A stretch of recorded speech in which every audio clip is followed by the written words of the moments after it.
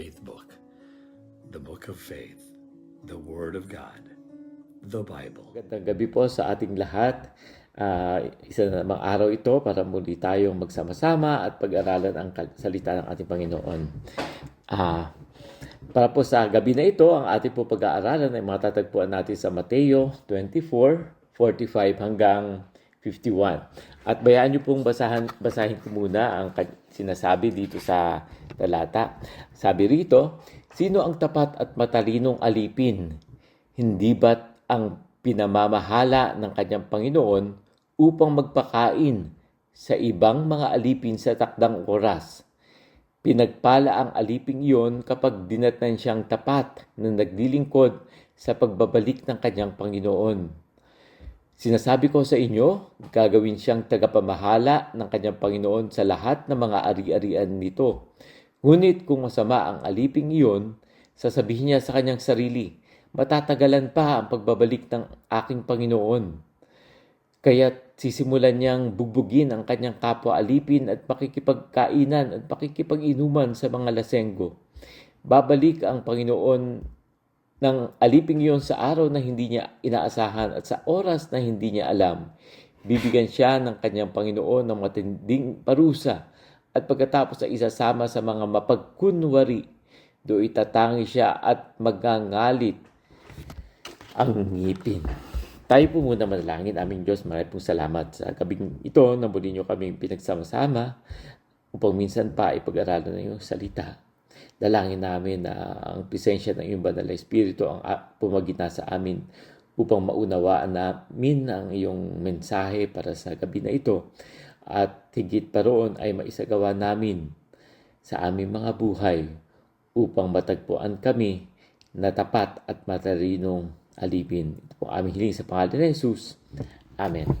Ang atin pong pag-aaralan ay isa sa mga talinhaga na ina-address ni Jesus sa kanyang mga alagad. Kung ito ay ina-address sa kanyang mga alagad dahil ito ay pagtatanong ng kanyang mga alagad kung ano ba yung mga senyales, tanda ng kanyang muling pagbabalik. No? So, kung ito ay kasagutan ni Jesus sa katanungan ng mga alagad, ibig sabihin ito ay tumutungkol ito sa sino yung magiging tapat na at matalino na mga anak ng Diyos. No? Tumutukoy ito sa mga mananampalataya na sa sino ba ang sa mga mananampalataya sa panahon na ito ang matatagpo ang matalino at tapat. No? So, nalaman natin dito na sabi ni Jesus ay siya ay pinagpala kung siya ay matatagpuan na naglilingkod sa pagbabalik ng kanyang Panginoon. At siya ay matatagpuan na itong alipin na ito ay pamamahalain ng kanyang Panginoon upang mapakain ang iba-ibang alipin sa takdang oras. So ito ay magiging tagapamahala, no? Dahil ang kanyang Panginoon ay aalis at siya ang pinagtatagubilinan, no? So ito ay nagpapaalala sa atin na habang ang Panginoon naghihintay tayo sa kanyang muling pagbabalik, tayo bilang kanyang mga anak ay ang kanyang pinamahalaan na sa kanyang kaharian, sa kanyang creation din, no? At tayo ay inaasahan na maging matalino at tapat. Ang takot dito, no, ay yung tayo ay inaasahan na maging tapat at sa pag-asa niya na yon sa atin ay pwede tayong matagpuan na hindi tapat, no, sa uling panahon, no, na kahit tayo na mga mananampalataya na ay merong inaasahan na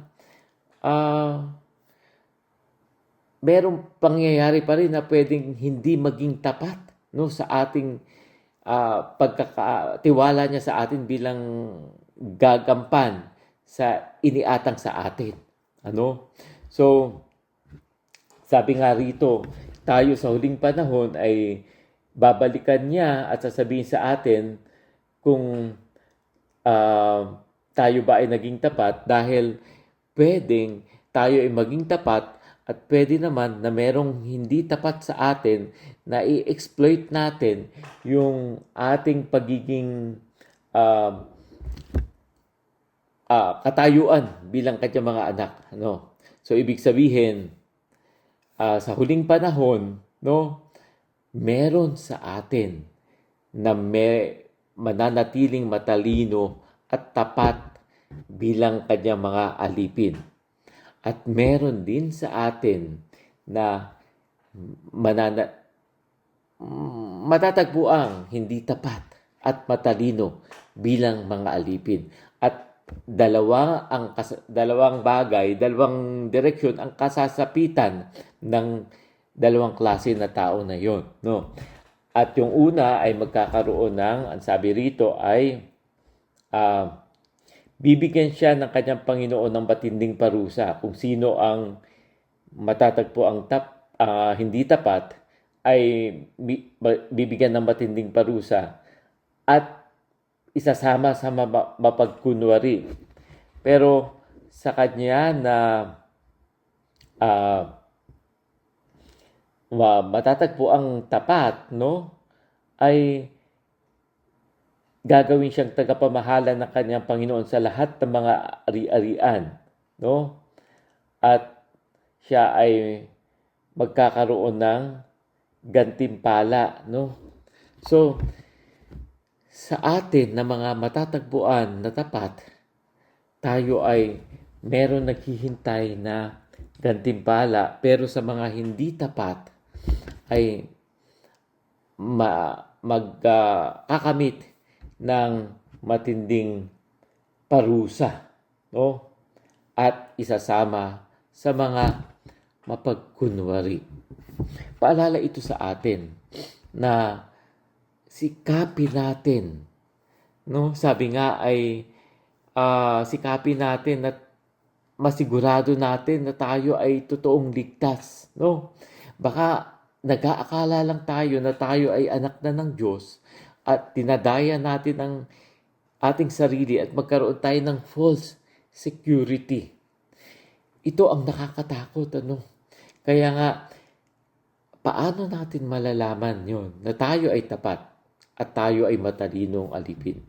Na ito, ngayon pa man, sa panahon pa man na ito, ay ginagawa na natin yung ating gagawin sa kabilang buhay, na tayo ay gagampanan natin, isasagawa natin yung hinihingi ng pagiging tapat na alipin. Kung sa panahon na ito ay ginagawa na natin kung ano yung hinihingi ng pagiging tapat at matalinong alipin, maaasahan natin na sa huling panahon tayo ay magtatamasa ng kanyang pag-aaruga dahil tayo ay naging tapat. Dalangin natin sa panahon na ito na saliksikin natin yung ating mga sarili. Tayo ba ay gumagampan sa pagiging tapat? Tayo ba ay nagtatapat sa ating Panginoon sa paggampan natin ng kanyang pagiging anak? Kung paano natin ginagampanan yung, halimbawa, yung Great Commission na tayo ay ipinapangaral yung kanyang salita, binabahagi natin sa mga iba, at nagkakaroon tayo ng tunay na pagmamalasakit at pagmamahal sa kaharian ng Diyos. It's more than saving our souls. Hindi lamang yung parang baka sariling pagtingin natin sa kaligtasan ng ating kaluluwa. Higit pa rito ay ang matindi nating pagnanais na maipakilala ang ating Panginoon, maitanyag ang kanyang pangalan, higit sa mailigtas yung ating sarili sa kapahamakan ng impyerno.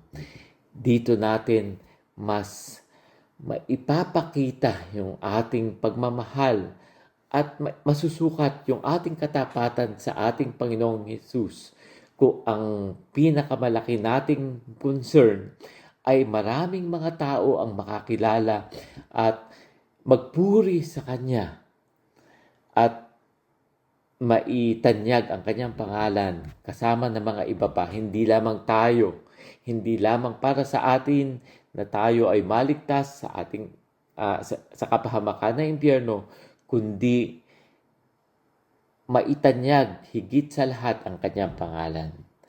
Gabayan nawa tayo ng ating Panginoon sa patuloy nating paglakad sa ating pananampalataya at sa patuloy na mold niya sa atin sa isang karakter na karapat-dapat para sa isang tapat at matalinong alipin na makakasama niya sa kanyang kaharian. Sa pangalan ng Ama, ng Anak at ng Espiritu Santo.